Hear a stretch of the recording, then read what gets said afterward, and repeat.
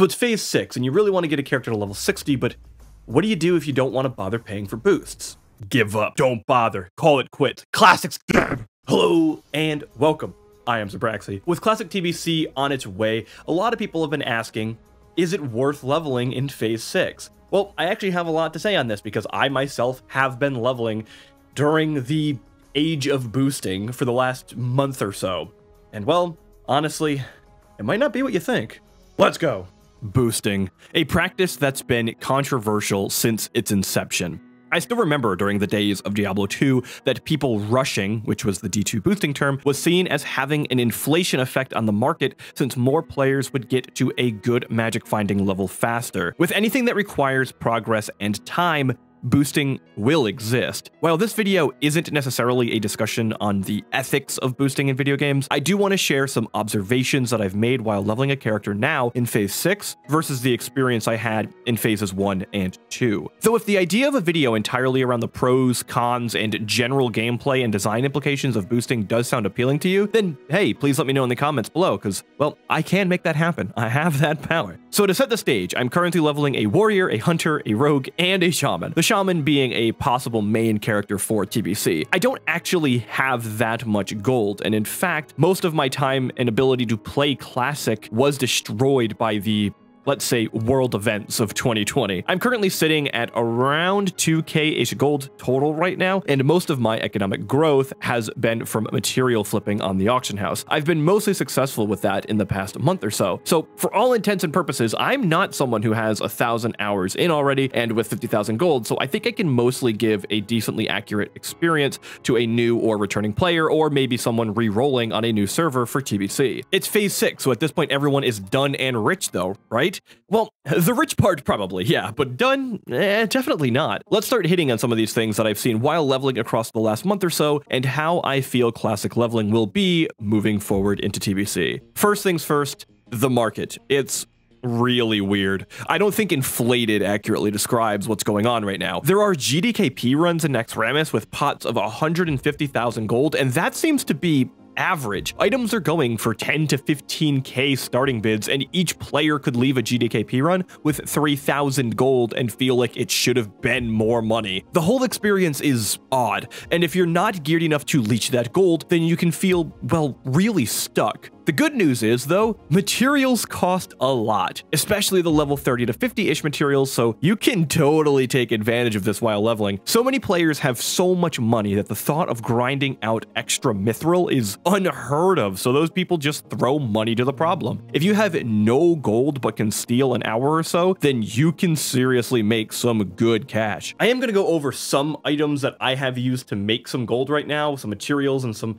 other valuables, but keep in mind that this is incredibly server specific. So I play on Mankrik Horde, and if you want to get up in arms because your server is different, before you do so, let me remind you of these two words: Mankrik Horde.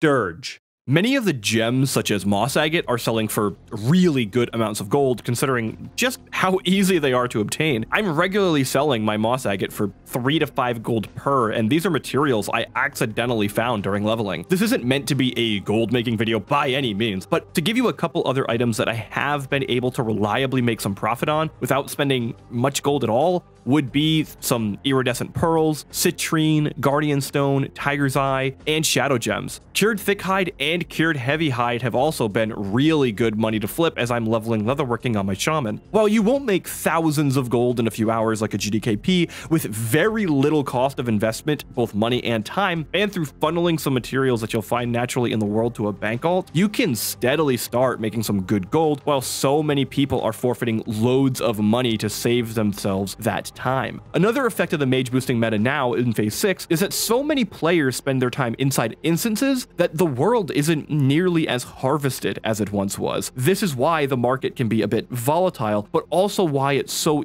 easy to make large amounts of gold from items that were only worth just a little a year ago. Now, some of you might not care at all about how much money you'll make or how to capitalize on the economy during your leveling experience. Some of you just care, is the leveling experience ruined because of mage boosting? Throughout the last month or so of me leveling, I've been surprised by the amount of people in the world. I remember returning around phase 3 or so to come back and start leveling a hunter, and the world felt almost dead. Instance groups were very hard to find, and boosting had established itself as a booming industry. However, this might be attributable to a couple things. One of those things was definitely that the cataclysmic event known as the Phase 2 launch had just wrapped up, and the battlegrounds were now finally in the game. That month of Phase 2 with no PG has created such a fear of the open world. I actually think this 1 month period of the game encouraged so many of the behaviors that players have problems with today, and boosting is but one of them. Even now, the spamming in the LFG chat for boosting services hasn't seemed to have really slowed down. The effect that this has had on the leveling experience, though, is interesting. Since so many players are now bunkered inside instances, the world can feel way less hostile on a PvP server. While there's definitely the negative effect that one of the main reasons you probably chose PvP is for that constant state of tension, there's also a positive side in terms of a leveling pace. Since the world is far safer, your interruption throughout leveling is far less likely. While probably not the make or break, it is something that I've noticed while leveling an alt mage on a PvP server. So the final point of this video is the most interesting one to me. The effect that the mage boosting meta has had on players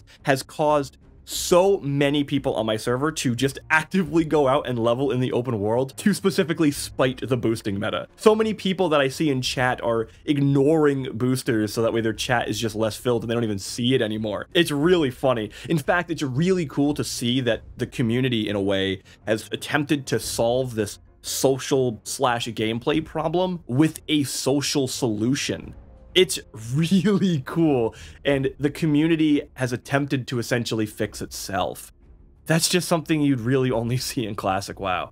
To my surprise, there are a lot of people in the open world right now, way more than I expected in general, and far exceeding what I had seen in phases 3 to 5-ish. Granted, a large chunk of these players might just be returning specifically for Classic TBC, but hey, if you're also in that crowd, then you can totally capitalize on this. I've had absolutely no problems finding groups, and I run across other players constantly. Grouping up for an elite mob, a difficult escort quest, whatever it might be, it seems that anywhere I go to start working on my tasks, there are people around grinding away with me. Dungeons as well have been absolutely no problem to get started. With how long boosting has been around now, I get the impression that so many people just desperately want that dungeon grind again. I tried to find a Wailing Caverns group on my shaman just to see how long it would take, and I received an invite within a minute or so of my first spam, with the group filling up in less than 5 minutes after that. Razorfen Crawl, the Scarlet Monastery dungeons, Black Fathom Deep, Zul'Farrak, Blackrock Depths, I'm seeing the spam for these dungeons all the time from different people. If you're nervous that the dungeon experience is dead because of boosting, right now during phase 6, getting an instance group has actually been pretty easy. Honestly, overall though, my leveling experience during phase 6 so far has been